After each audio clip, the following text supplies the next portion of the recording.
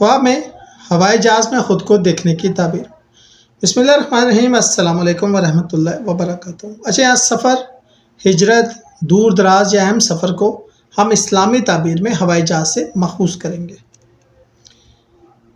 इमाम इब्न सिरीन के मुताबिक अगर हम ये देखें, इसको अगर हम दूर दराज के सफ़र को हवाई जहाज़ में देखें तो करीब या मुस्तक़बिल में किसी सफ़र या हिजरत की निशानी है। अगर आप हवाई जहाज़ में हैं, ये ज़िंदगी में बुलंदी, कामयाबी और मर्तबा हासिल करने की अलामत है। ख़ुद को जहाज़ में देखना ज़िंदगी में नए मौके, पेशेवराना तरक्की या कामयाब मंसूबे की निशानी है। जहाज़ ज़मीन से बुलंद होकर तेज़ी से हरकत करता है तो यह ख्वाब काम या ज़िंदगी में तेज़ रफ्तार तरक्की की अलामत है। अगर जहाज़ पर सफ़र खुशगवार और महफूज हो तो इस सफ़र या मंसूबे में बरकत और हिफाजत की अलामत है। अगर ख्वाब में जहाज़ डगमगाए या हादसे के करीब हो तो ज़िंदगी में रुकावट, ख़तरा या आर्ज़ी मुश्किल की निशानी है।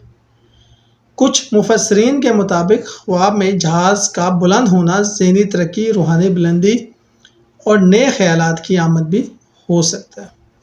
शुक्रिया।